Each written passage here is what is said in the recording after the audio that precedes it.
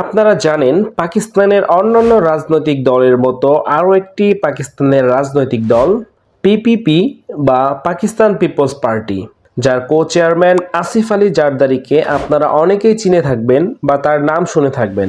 তিনি জন্মগ্রহণ করেন 1945 সালের জুলাই মাসের 26 তারিখ। তিনি পাকিস্তানের 11তম রাষ্ট্রপতি ও পাকিস্তান পিপলস পার্টির সহসভাপতি।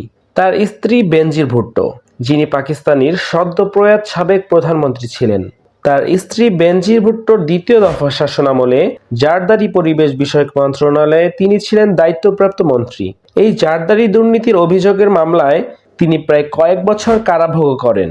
তিনি 2008 সাল থেকে 2013 সাল পর্যন্ত পাকিস্তানের প্রেসিডেন্ট ছিলেন। পুনরায় আবার পাকিস্তানের নতুন প্রেসিডেন্ট হচ্ছেন পাকিস্তান পিপলস পার্টির কো-চেয়ারম্যান আসিফ আলী জারদারি।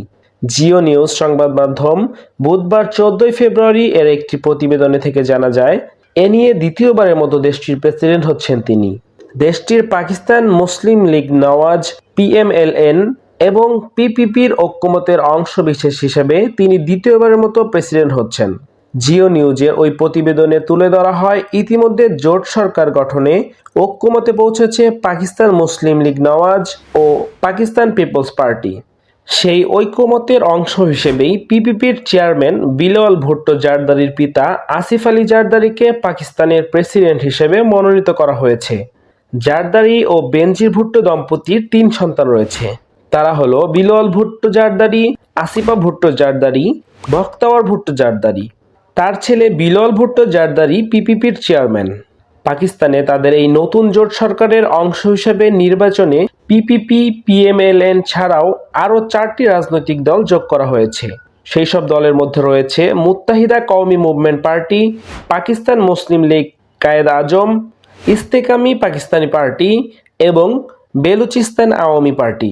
পাকিস্তানের পার্লামেন্ট নির্বাচনে মোট আসন ছিল 266টি, তবে নির্বাচন হয়েছিল 265টি আসন নিয়ে। এক্ষেত্রে তাদের এই নির্বাচনে কোনো দল বা জোট যদি সরকার গঠন করতে চায়, তাহলে ন্যাশনাল অ্যাসেম্বলির অন্ততপক্ষে 133টি আসনে জয়ী হতে হবে তাকে। কিন্তু ভোটের ফলাফল প্রকাশের পর দেখা যায় যে সংখ্যাগরিষ্ঠতার দিক থেকে কোনো দলই সরকার গঠনের জন্য উপযুক্ত পরিমাণ আসন পাননি। এই অনিশ্চয়তার পরিস্থিতিতে পাকিস্তানের রাজনৈতিক পরিস্থিতি গুরুতর আকার ধারণ করেছে। তবে বিভিন্ন রাজনৈতিক দলের নেতারা একত্রিত হয়ে তাদের সম্মিলিত ঐক্যমতের ভিত্তিতে আসিফ আলী জারদারিকে পাকিস্তানের নির্বাচিত নতুন প্রেসিডেন্ট হিসাবে মনোনীত করার সিদ্ধান্ত গ্রহণ করেন। তবে বিভিন্ন রাজনৈতিক দলের নেতারা একত্রিত হয়ে তাদের সম্মিলিত ঐক্যমতের ভিত্তিতে আসিফ আলী জারদারিকে পাকিস্তানের নির্বাচিত নতুন প্রেসিডেন্ট হিসাবে মনোনীত করার সিদ্ধান্ত গ্রহণ করেন।